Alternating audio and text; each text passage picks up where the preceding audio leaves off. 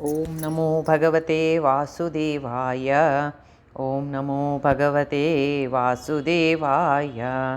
ಓಂ ನಮೋ ಭಗವತೆ ವಾಸುದೇವಾಯ. ಸಚ್ಚಿದಾನಂದರೂಪಾಯ ವಿಶ್ವೋತ್ಪತ್ಯಾದಿಹೇತವೇ ತಾಪತ್ರಯ ವಿನಾಶಾಯ ಶ್ರೀಕೃಷ್ಣಾಯ ವಯಂ ನಮಃ. ಯಂ ಪ್ರವಜಂತಮನೋಪೇತಮಪೇತಕೃತ್ಯಂ ದ್ವೈಪಾಯನೋ ವಿರಹ ಕಾತರ ಆಜುಹಾವ ಪುತ್ರೇತಿ ತನ್ಮಯಾ ತಯಾ ತರವೋಭಿನೇದುಃ ತಂ ಸರ್ವಭೂತಹೃದಯಂ ಮುನಿಮಾನತೋऽಸ್ಮಿ.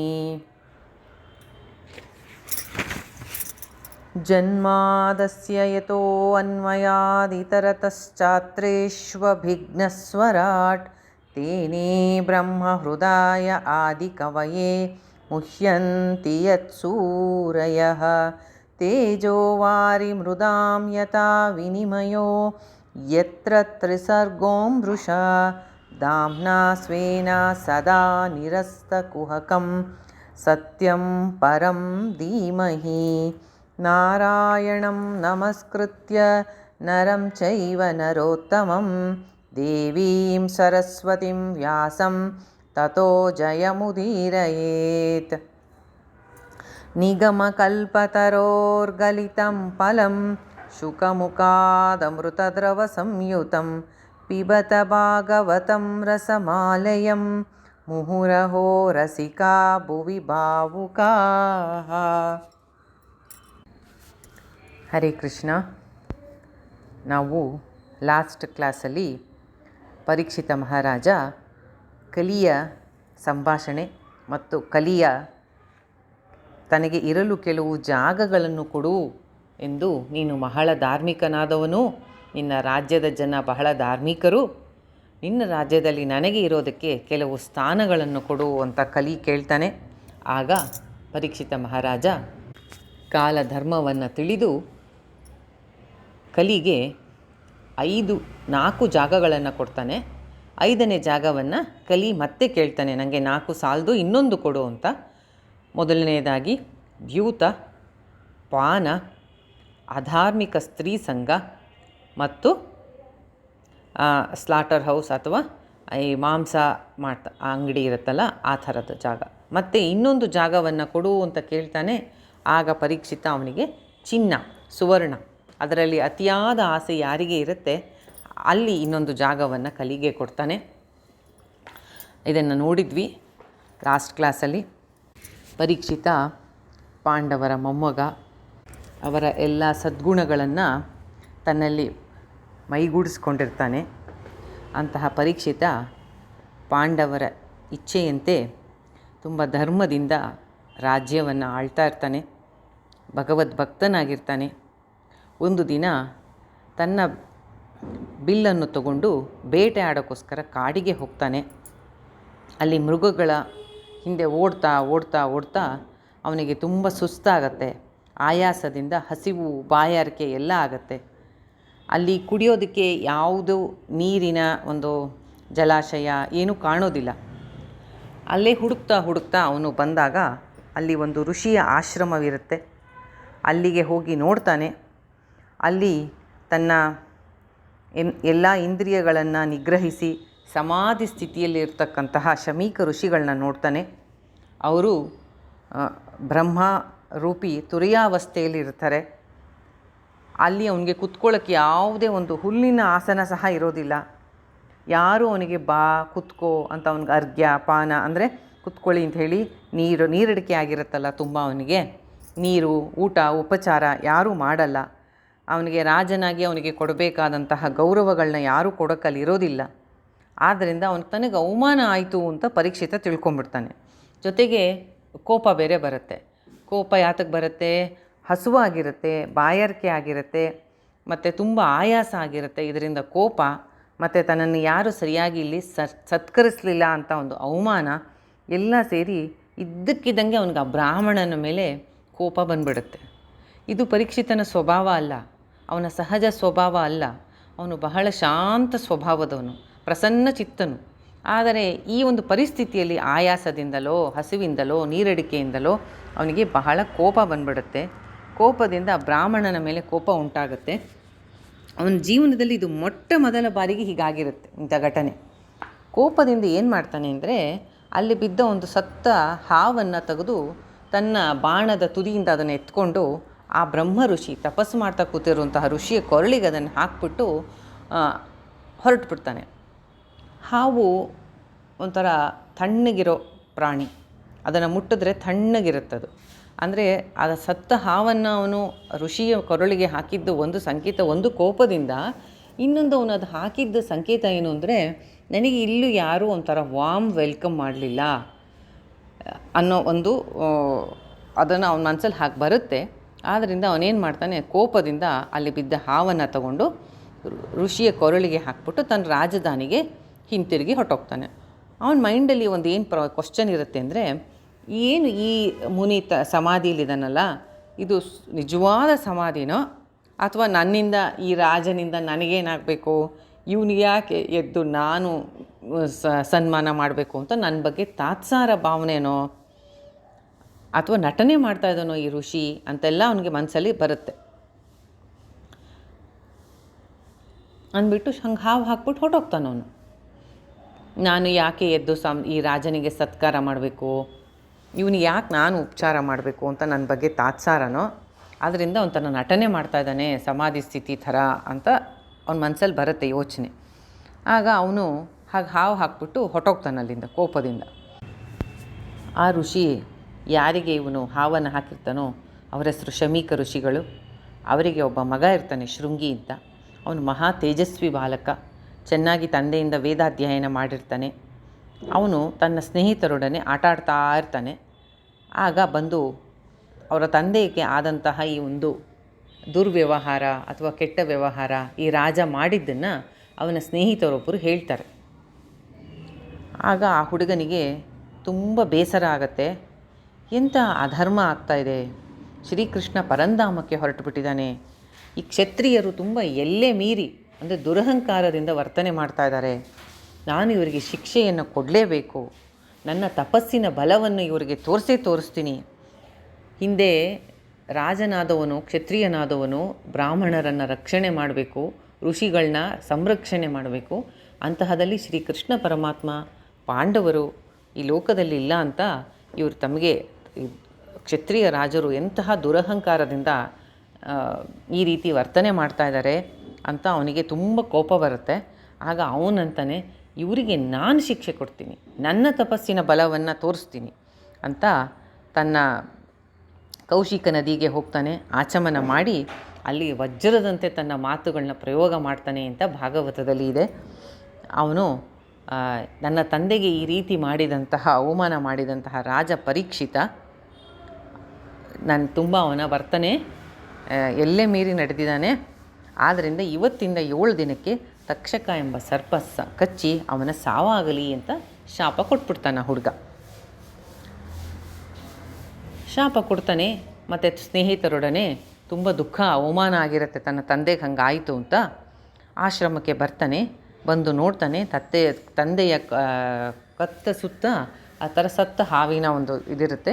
ಅದನ್ನು ನೋಡಿದ ತಕ್ಷಣ ಅವನಿಗೆ ತುಂಬ ದುಃಖ ಅವಮಾನ ಆಗಿ ಜೋರಾಗಿ ಚಿಕ್ಕ ಹುಡುಗ ಅಳಕ್ಕೆ ಶುರು ಮಾಡ್ತಾನೆ. ಆಗ ಶಮೀಕ ಋಷಿಗಳು ಮಗ ಅಳೋದನ್ನ ಶಬ್ದ ಕೇಳುತ್ತೆ. ಸಮಾಧಿ ಸ್ಥಿತಿಯಿಂದ ಎಚ್ಚರಗೊಂಡು ಕಂಡುಬಿಟ್ಟು ನೋಡ್ತಾರೆ. ಕತ್ತಲ್ಲಿ ಸತ್ತ ಹಾವಿನ ಇದು ನೇತಾಡ್ತಾ ಇರುತ್ತೆ. ಅದನ್ನು ಸುಮ್ಮನೆ ಬಹಳ ಸಹಜವಾಗಿ ಕತ್ತಿಯಿಂದ ತೆಗೆದು ಎಸೆದು ಮಗನ ಕೇಳ್ತಾನೆ, ಮಗು ಯಾಕೆ ಅಳ್ತಾ ಇದೆಯಪ್ಪ ಅಂತ ಕೇಳ್ತಾರೆ. ಯಾರಾದರೂ ನಿಂಗೆ ತೊಂದರೆ ಮಾಡಿದ್ರಾ ಅಂತ ಮಗನನ್ನು ಕೇಳ್ತಾರೆ. ಆಗ ಆ ಹುಡುಗ ತಾನು ಆಗಿದ್ದ ಪೂರ್ತಿ ಘಟನೆಯನ್ನು ತಂದೆಗೆ ವರ್ಣನೆ ಮಾಡ್ತಾನೆ. ಹೀಗೆ ರಾಜ ಬಂದಿದ್ದ, ನಿಮ್ಮ ಕತ್ತಿಗೆ ಹಿಂಗೆ ಹಾಕೋದ, ನನಗದು ಅವಮಾನ ಆಯಿತು, ನಾನು ಶಾಪವನ್ನು ಕೊಟ್ಟೆ ಅಂತ ಪೂರ್ತಿ ವಿಸ್ತಾರವನ್ನು ತಂದೆಗೆ ಹೇಳ್ತಾನೆ. ಆಗ ಶಮೀಕ ಋಷಿಗಳಿಗೆ ಇದು ಸರಿ ಅನಿಸಲ್ಲ. ಅವರಿಗೆ ಇದು ಸರಿ ಅನಿಸಲ್ಲ. ಅವರು ಪರೀಕ್ಷಿತ ರಾಜ ಇಂತಹ ಒಂದು ಶಾಪಕ್ಕೆ ಯೋಗ್ಯನಾಗಿರಲಿಲ್ಲ ಅಂತ ಅವರಿಗೆ ಅನಿಸುತ್ತೆ. ಅವರಿಗೆ ಮಗನಿಗೆ ಹೇಳ್ತಾರೆ, ಎಂತಹ ಪಾಪ ಕಾರ್ಯ ಮಾಡಿಬಿಟ್ಟೆ ನೀನು, ತುಂಬ ಅಸಮಾಧಾನ ಆಗುತ್ತೆ ಅವ್ರಿಗೆ. ಒಂದು ಸಣ್ಣ ಅಪರಾಧ, ಅದೇನಂತ ದೊಡ್ಡದಾ? ಸಣ್ಣ ಅಪರಾಧ ಮಾಡಿದ್ದ ರಾಜ, ಅದಕ್ಕೆ ಇಷ್ಟು ದೊಡ್ಡ ದಂಡ ಯಾಕೆ ಕೊಟ್ಟೆ ನೀನು ರಾಜನಿಗೆ? ನೀನು ಮಾಡಿದ್ದು ತಪ್ಪು ಅಂತ ಮಗನನ್ನು ಖಂಡಿಸ್ತಾರೆ. ಅವರೇನು ಮಗನನ್ನು ಅಪ್ರಿಷಿಯೇಟ್ ಮಾಡಲ್ಲ, ಹೊಗಳಲ್ಲ, ಶಭಾಷನಲ್ಲ. ಅವ್ರ ಮಗನನ್ನು ಖಂಡನೆ ಮಾಡ್ತಾರೆ. ಏನಂತಾರೆ? ಒಬ್ಬ ರಾಜ ಆದವನು ಮಹಾವಿಷ್ಣುವಿನ ಸ್ವರೂಪ, ಅವನನ್ನು ಸಾಮಾನ್ಯ ಮನುಷ್ಯ ಅಂತ ನೀನು ತಿಳಿಬಾರ್ದಪ್ಪ. ಅದರಲ್ಲೂ ಪರೀಕ್ಷಿತ ಮಹಾರಾಜ, ಪಾಂಡವ ವಂಶದ ಕುಲತಿಲಕ ಅವನು. ಎಷ್ಟು ಚೆನ್ನಾಗಿ ತನ್ನ ಪ್ರಜೆಗಳನ್ನು ಸುರಕ್ಷಿತವಾಗಿ ಇಟ್ಟಿದ್ದ. ಎಂಥ ಧಾರ್ಮಿಕನಾದ ರಾಜ ಅವನು. ಜನಗಳು ಅವನ ಸಾಮ್ರಾಜ್ಯದಲ್ಲಿ ನಿರ್ಭಯದಿಂದ ನೆಮ್ಮದಿಯಿಂದ ಜೀವನ ನಡೆಸ್ತಾ ಇದ್ದರು. ಭಗವಂತನೇ ಭೂಮಿಗೆ ಬಂದಿದ್ದಾನೆ ಅನ್ನೋಷ್ಟು ಚೆನ್ನಾಗಿ ರಾಜ್ಯವನ್ನು ಆಳ್ತಾ ಇದ್ದ. ಒಬ್ಬ ರಾಜ ನಾಶ ಆದರೆ ಸಮಾಜದಲ್ಲಿ ಅತಂತ್ರ ಸ್ಥಿತಿ ಉಂಟಾಗುತ್ತೆ. ಎಲ್ಲ ಕಡೆ ಕಳ್ಳರು, ಕಾಕರು, ಲೂಟಿ, ದರೋಡೆ, ಕಳ್ತನ, ಒಬ್ಬೊಬ್ಬರ ಮಧ್ಯೆ ಅಲ್ಲಲ್ಲೇ ಪರಸ್ಪರ ಒಬ್ಬೊಬ್ಬರಿಗೆ ಹೊಡೆದಾಡ್ಕೋತಾರೆ. ಅಧರ್ಮ ಹೆಚ್ಚಾಗತ್ತೆ. ರಾಜ್ಯದ ಜನರನ್ನು ರಕ್ಷಣೆ ಮಾಡೋಕ್ಕೆ ಯಾರೂ ಇರೋದಿಲ್ಲ. ಈ ರಾಜನ ಆಡಳಿತದಲ್ಲಿ ರಾಜ್ಯ ಸುರಕ್ಷಿತವಾಗಿತ್ತು. ಜನರು ಧಾರ್ಮಿಕರಾಗಿ ನೆಮ್ಮದಿಯಿಂದ ನಿರ್ಭಯರಾಗಿ ಇದ್ದರು. ಇಂತಹ ರಾಜ ಅಂತಹ ದೊಡ್ಡ ಅಪರಾಧವನ್ನೇನೂ ಅವನು ಮಾಡಿರಲಿಲ್ಲ. ಏನೋ ಅವನಿಗೆ ಹಸಿವು, ಬಾಯಾರಿಕೆ, ಆಯಾಸದಿಂದ ಅವನಿಗೆ ಇಲ್ಲಿ ಯಾರೂ ಸತ್ಕರಿಸಲಿಲ್ಲ ಅನ್ನೋ ಒಂದು ಸಣ್ಣ ಅವನ ತಪ್ಪಿಗೆ ನೀನು ಇಂತಹ ಒಂದು ದೊಡ್ಡ ಶಾಪವನ್ನು ಅವನಿಗೆ ಕೊಟ್ಟು ಎಂತಹ ಕೆಲಸ ಮಾಡಿಬಿಟ್ಟೆ, ಎಂತಹ ಅವಿವೇಕಿಯಾದೆ ನೀನು. ನಿನ್ನ ತಪೋಬಲವನ್ನು ತಪ್ಪು ರೀತಿಯಲ್ಲಿ ನೀನು ಉಪಯೋಗ ಮಾಡಿದೀಯಾ, ತಪ್ಪು ನೀನು ಮಾಡಿರೋದು ಅಂತ ಮಗನನ್ನು ಖಂಡಿಸ್ತಾನೆ ಶಮೀಕ ಋಷಿ. ಪರೀಕ್ಷಿತ ಮಹಾರಾಜ ಮಹಾಧರ್ಮಾತ್ಮ, ದೊಡ್ಡ ಚಕ್ರವರ್ತಿ, ಪಾಂಡವರ ವಂಶಜ, ಎಲ್ಲದಕ್ಕಿಂತ ಹೆಚ್ಚಾಗಿ ಅತ್ಯಂತ ಭಗವಂತನಿಗೆ ಪ್ರಿಯನಾದ ಭಾಗವತೋತ್ತಮ ಅವನು. ತಿಳುವಳಿಕೆ ಇಲ್ಲದೆ ನೀನು ನಿಷ್ಪಾಪಿ ಅಂತ ಹೇಳ್ತಾರವರು. ಏನೂ ಪಾಪವನ್ನು ಮಾಡದಿರ್ತಕ್ಕಂತಹ ಅಂತ ರಾಜನ ಮೇಲೆ ಎಂತಹ ಅಪರಾಧ ಮಾಡಿಬಿಟ್ಟಿಯಪ್ಪ ನೀನು ಅಂತ ಕೇಳಿ ಭಗವಂತನಲ್ಲಿ ಕೇಳ್ಕೋತಾರೆ ಅವರು. ಭಗವಂತ, ನನ್ನ ಮಗ ಮಾಡಿರ್ತಕ್ಕಂತಹ ಈ ತಪ್ಪನ್ನು ಕ್ಷಮಿಸು. ಅವನು ಎಂತಹ ಒಳ್ಳೆ ಧರ್ಮಿಷ್ಠನಾದ ರಾಜನಿಗೆ ಎಂಥ ಶಾಪ ಕೊಟ್ಬಿಟ್ಟಿದ್ದಾನೆ. ಈ ಹುಡುಗ ಅವಿವೇಕಿಯಾಗಿ ತಿಳುವಳಿಕೆ ಇಲ್ಲದೆ ಮಾಡಿದಂತಹ ಈ ತಪ್ಪನ್ನು ಕ್ಷಮಿಸು. ನನ್ನ ಆಶ್ರಮಕ್ಕೆ ಬಾಯಾರಿಕೆಯಿಂದ ಬಂದಂತಹ ರಾಜನನ್ನು ಏನೋ ಮಾಡಿದ ಸಣ್ಣ ಅಪರಾಧಕ್ಕೆ ಇವನಿಂಥ ದೊಡ್ಡ ಶಾಪ ಕೊಟ್ಬಿಟ್ಟಿದ್ದಾನೆ. ಅವನ ಅಪರಾಧವನ್ನು ಕ್ಷಮಿಸು ಅಂತ ಪಶ್ಚಾತ್ತಾಪದಿಂದ ತನ್ನ ಮಗನ ಅಪರಾಧವನ್ನು ಭಗವಂತನಲ್ಲಿ ಕ್ಷಮಿಸು ಅಂತ ಕೇಳ್ಕೋತಾರೆ. ಇದು ನಿಜವಾದ ಭಕ್ತನ ಲಕ್ಷಣ. ಭಗವಂತನ ಭಕ್ತರಲ್ಲಿ ಅವರಲ್ಲಿ ಎಷ್ಟೇ ಶಕ್ತಿ ಇದ್ರೂ ಅವರು ಇನ್ನೊಬ್ಬರ ಮೇಲೆ ಸೇಡು ತೀರಿಸ್ಕೊಳ್ಳೋಕ್ಕೆ ಅವರು ಎಂದೂ ಪ್ರಯತ್ನ ಪಡಲ್ಲ. ಅವರಲ್ಲಿ ಶಕ್ತಿ ಇರುತ್ತೆ, ಆದರೆ ಅವರೆಂದೂ ರಿವೆಂಜ್ ತಗೊಳ್ಳಲ್ಲ. ಯಾರಾದರೂ ಅವರನ್ನು ಅವಮಾನ ಮಾಡಲಿ, ಅವ್ರನ್ನ ಕ್ರಿಟಿಸೈಸ್ ಮಾಡಲಿ, ಅವರನ್ನು ಎಷ್ಟೋ ರೀತಿ ಮೋಸಗಳನ್ನು ಮಾಡಲಿ, ಅವರಿಗೆ ಹಿಂಸೆಗಳನ್ನು ಕೊಡಲಿ, ಅವರು ಅದನ್ನೆಂದೂ ಅವಮಾನ ಅಂತ ತಗೊಳ್ಳೋದಿಲ್ಲ. ಅದೇನೋ ದೊಡ್ಡ ಅಪರಾಧ ಅಂತಾಗಲಿ, ಅದಕ್ಕೆ ನಾನು ಸೇಡು ತೀರಿಸ್ಕೋಬೇಕು, ಅವರಿಗೆ ಶಾಪ ಕೊಡಬೇಕು, ಅವರಲ್ಲೆಲ್ಲ ಶಕ್ತಿ ಇರುತ್ತೆ ಭಗವಂತನ ಕೃಪೆಯಿಂದ. ಆದರೆ ಅವರೆಂದೂ ಆ ಥರ ರಿವೆಂಜ್ ನೇಚರ್ ಇರೋದಿಲ್ಲ. ಇದು ಭಗವದ್ ಭಕ್ತರ ಒಂದು ವಿಶೇಷ ಗುಣ. ಅವರೆಂದೂ ಯಾವತ್ತೂ ಯಾರಿಗೂ ಕೆಟ್ಟದಾಗಲಿ ಅಂತ ಹರಿಸಲ್ಲ. ಸರ್ವಭೂತ ಹಿತೇ ರತಾಹ, ಆದಷ್ಟು ಎಲ್ಲರಿಗೂ ಒಳ್ಳೆಯದನ್ನು ಮಾಡೋಕ್ಕೆ ಪ್ರಯತ್ನ ಪಡ್ತಾರೆ. ಆಗ ಅವರನ್ನು ಯಾರಾದರೂ ಮೋಸ ಮಾಡಿದ್ರೆ, ಅವ್ರಿಗೆ ಯಾರಾದರೂ ಹಿಂಸೆ ಕೊಟ್ಟರೆ, ತೊಂದರೆ ಕೊಟ್ಟರೆ ಅವರು ಎಂದೂ ರಿವೆಂಜ್ ತೊಗೊಳ್ಳಲ್ಲ. ನಾವೆಷ್ಟೋ ಭಗವದ್ ಭಕ್ತರ ಕಥೆಗಳಲ್ಲಿ ಇದನ್ನು ನೋಡ್ತೀವಲ್ವಾ. ಪ್ರಹ್ಲಾದ, ಧ್ರುವ, ಎಷ್ಟೋ ಕಥೆಗಳಲ್ಲಿ ಇದನ್ನು ನೋಡ್ತೀವಿ. ಇಲ್ಲಿ ಶಮೀಕ ಋಷಿಗಳು ಅದೇ ಥರನೇ. ಅವರೆಂದೂ ಸೇಡು ತೀರಿಸ್ಕೊಳ್ಳೋದಕ್ಕೆ ಹೋಗೋದಿಲ್ಲ. ತನಗೆ ಬಂದು ಅವನು ಸತ್ತ ಹಾವನ್ನು ಹಾಕ್ದ, ಅದೊಂದು ದೊಡ್ಡ ಅವಮಾನ ಅಂತಲೇ ಅವ್ರು ಅಂದ್ಕೊಳ್ಳಿಲ್ಲ. ಅವರು ಕಣ್ಣು ಬಿಟ್ಟು ನೋಡಿದ್ರು, ಸಹಜವಾಗಿ ಅದನ್ನು ತೆಗೆದ್ರು, ಪಕ್ಕಕ್ಕೆ ಎಸೆದ್ರು. ಅದು ಬಹಳ ಸಣ್ಣ ಘಟನೆ ಅವ್ರಿಗೆ, ಅಂಥ ದೊಡ್ಡ ವಿಷಯವೇ ಅಲ್ಲ ಅದು. ಅದಕ್ಕಾಗಿ ಅವರು ಸೇಡು ತೀರಿಸ್ಕೋಬೇಕು ಅನ್ನೋ ಮನೋಭಾವನೆ ಇಲ್ಲ ಅವರಲ್ಲಿ. ಇನ್ನೂ ತಮ್ಮಿಂದ ಆ ರಾಜನಿಗೆ ತೊಂದರೆ ಆಯ್ತಲ್ಲ ಅಂತ, ಮಹಾತ್ಮನಾದ ಧರ್ಮಾತ್ಮನಾದ ರಾಜನಿಗೆ ತನ್ನ ಮಗನಿಂದ ತೊಂದರೆ ಆಯ್ತಲ್ಲ ಅಂತ ತನ್ನ ಮಗನ ತಪ್ಪನ್ನು ಕ್ಷಮಿಸು ಅಂತ ಭಗವಂತನಲ್ಲಿ ಬೇಡ್ತಾ ಇದ್ದಾರೆ ಅಷ್ಟೇ ಹೊರತು. ಅಂದರೆ ಏನರ್ಥ ಆಗುತ್ತೆ? ಅವರಿಗೆ ಎಲ್ಲದಕ್ಕಿಂತ ತಮಗೆ ತಾನು ತನ್ನದು ಅನ್ನೋ ತನ್ನ ಅಹಂಕಾರಕ್ಕಿಂತ ಭಗವಂತನ ಕೃಪೆ ದೊಡ್ಡದು. ಶ್ರೀಕೃಷ್ಣ ನನ್ನ ಈ ಕೆಲಸದಿಂದ ಸುಪ್ರೀತನಾಗಿದ್ದಾನ, ಅದು ಮುಖ್ಯ. ಕೃಷ್ಣ ಕೃಪೆ ದೊಡ್ಡದು. ಕೃಷ್ಣ ನನ್ನ ಕಾರ್ಯದಿಂದ ಅವನಿಗೆ ಸಂತೋಷ ಆಗಿದೆಯಾ, ನನ್ನ ಎಲ್ಲ ಕೆಲಸವು ಶ್ರೀಕೃಷ್ಣನಿಗೆ ಪ್ರೀತಿಯಾಗಿದೆಯಾ, ಅದು ಮುಖ್ಯ. ಯಾರಾದರೂ ತಮಗೆ ಅವಮಾನ ಮಾಡಿದ್ರೆ, ಮೋಸ ಮಾಡಿದ್ರೆ ಸಹಿಸ್ಕೋತಾರಷ್ಟೇ ಹೊರತು ಇನ್ನೊಬ್ಬರಿಗೆ ಅವರು ತೊಂದರೆ ಮಾಡಲ್ಲ. ಇದು ನಿಜವಾದ ಭಕ್ತನ ಗುಣ. ಆದ್ದರಿಂದ ಶಮೀಕ ಋಷಿಗಳು ತಮಗೆ ಆದ ಅವಮಾನ ಲೆಕ್ಕಿಸಲೇ ಇಲ್ಲ. ಪರೀಕ್ಷಿತ ತಮಗೆ ಮಾಡಿದ ಅವಮಾನವನ್ನು ಒಂದು ತೃಣ ಮಾತ್ರವೂ ಮನಸ್ಸಿಗೆ ಅವ್ರು ಹಚ್ಕೊಳ್ಳೇ ಇಲ್ಲ. ಇದು ಸಾಧು ಸಂತರ ಸ್ವಭಾವ. ಏಕೆಂದರೆ ಅವರು ಆತ್ಮ ಸ್ವರೂಪ, ತಾನು ಯಾರು ಅಂತ ಗೊತ್ತಿರುತ್ತೆ. ಅವರಿಗೆ ದೇಹ ಅಭಿಮಾನ ಬಿಟ್ಬಿಟ್ಟಿರ್ತಾರೆ. ಈ ದೇಹ ಮನ ಬುದ್ಧಿಗಳು ನಾನಲ್ಲ ಅನ್ನೋದು ಅವ್ರಿಗೆ ಚೆನ್ನಾಗಿ ಸ್ಥಿರವಾಗಿರುತ್ತೆ ಮನಸ್ಸಲ್ಲಿ. ಆದ್ದರಿಂದ ಆ ದೇಹ ಅಭಿಮಾನ ಇಲ್ಲದೇ ಇರೋದ್ರಿಂದ, ತಾನು ಆತ್ಮಸ್ವರೂಪಿ ಅನ್ನೋದು ಅವರಿಗೆ ಚೆನ್ನಾಗಿ ಗೊತ್ತಿರೋದ್ರಿಂದ ಅವರಿಗೆ ಈ ರೀತಿಯಾದಂತಹ ಸೇಡು ತೀರಿಸಿಕೊಳ್ಳೋ ಮನೋಭಾವನೆ ಇರೋದಿಲ್ಲ. ಯಾಕೆಂದರೆ ಯಾರು ಆತ್ಮತತ್ವವನ್ನು ತಿಳಿದಿರ್ತಾರೋ ಅವರು ಪ್ರಕೃತಿಯ 3 ಗುಣಗಳನ್ನು ಮೀರಿರ್ತಾರೆ. ಅಂತಹವರು ಯಾವ ರೀತಿಯಾದಂತಹ ಸೇಡು ತೀರಿಸಿಕೊಳ್ಳುವಂತಹ ಒಂದು ಆಲೋಚನೆ ಅವರಿಗೆ ಬರೋದಿಲ್ಲ. ಮುಂದೆ ಭಾಗವತದ ಪ್ರಥಮ ಸ್ಕಂದದ ಕೊನೆ ಅಧ್ಯಾಯ. ಎಕ್ಸ್ಪ್ಲನೇಷನ್ನು ಮಾಡೋಕ್ಕೂ ಮುಂಚೆ ನಮ್ಮ ಪುಸ್ತಕದಲ್ಲಿರೋದನ್ನು ಓದ್ಬಿಡೋಣ. ಪರೀಕ್ಷಿತ ರಾಜನ ಪ್ರಾಯೋಪವೇಶ ಮತ್ತು ಶುಕ ಮಹಾಮುನಿಯ ಆಗಮನ. ರಾಜಧಾನಿಗೆ ಬಂದ ರಾಜ ಪರೀಕ್ಷಿತನಿಗೆ ತನ್ನ ಕರ್ಮಕ್ಕಾಗಿ ಭಾರೀ ಪಶ್ಚಾತ್ತಾಪ ಆಯಿತು. ಅವನಿಗೆ ತುಂಬ ಬೇಸರದಿಂದ ಅಂದುಕೊಂಡನು, ನಾನು ನಿರಪರಾಧಿ ಮತ್ತು ಬ್ರಹ್ಮ ತೇಜಸ್ಸಿನಿಂದ ತುಂಬಿದ ಒಬ್ಬ ಮಹಾತ್ಮನಾದ ಬ್ರಾಹ್ಮಣನಿಗೆ ಅನಾರ್ಯನಂತೆ ಒಂದು ನೀಚ ಕಾರ್ಯವನ್ನು ಮಾಡಿಬಿಟ್ಟೆನಲ್ಲ. ಈ ರೀತಿ ದೈವ ಅಪಚಾರ ಮಾಡಿದ್ದರಿಂದ ಅತಿ ಶೀಘ್ರವಾಗಿ ನನಗೆ ಅತಿ ದೊಡ್ಡ ವಿಪತ್ತು ನಿಶ್ಚಯವಾಗಿ ಬರುವುದು. ನಾನು ಅದನ್ನೇ ಬಯಸುತ್ತೇನೆ, ಏಕೆಂದರೆ ನನ್ನ ಪಾಪಕ್ಕೆ ಅದೇ ತಕ್ಕ ಪ್ರಾಯಶ್ಚಿತ. ಮತ್ತು ಎಂದಿಗೂ ನಾನು ಇಂತಹ ದುಸ್ಸಾಹಸವನ್ನು ಮಾಡಬಾರದು. ಆ ಬ್ರಾಹ್ಮಣನ ನಿಂದನೆ ಮಾಡಿದ್ದಕ್ಕೆ ನನ್ನ ರಾಜ್ಯ, ಸೇನೆ ಮತ್ತು ಭಂಡಾರ ಎಲ್ಲವೂ ಸುಟ್ಟು ಹೋಗಲಿ. ದುಷ್ಟನಾದ ನನ್ನಲ್ಲಿ ಮುಂದೆ ಎಂದೂ ಇಂತಹ ಪಾಪದ ಬುದ್ಧಿ ಉಂಟಾಗದಿರಲಿ ಎಂದು ಅವನು ಚಿಂತೆ ಮಾಡುತ್ತಾ ಪಶ್ಚಾತ್ತಾಪ ಪಡುತ್ತಿರುವಾಗಲೇ ಶಮೀಕ ಋಷಿಗಳು ಗೌರಮುಖ ಎಂಬ ಶಿಷ್ಯನ ಮೂಲಕ ರಾಜನಿಗೆ ಒಂದು ಸಂದೇಶವನ್ನು ಕಳಿಸುತ್ತಾರೆ. ಋಷಿಪುತ್ರನಾದ ಶೃಂಗಿಯ ಶಾಪದಿಂದ ಪ್ರೇರಿತನಾಗಿ ತಕ್ಷಕನಿಂದ ಇಂದಿನಿಂದ 7ನೇ ದಿನಕ್ಕೆ ನಿನ್ನ ಮೃತ್ಯು ಸಂಭವಿಸುತ್ತದೆ ಎಂಬ ಸಮಾಚಾರ ಅವನ ಕಿವಿಗೆ ಬೀಳುತ್ತದೆ.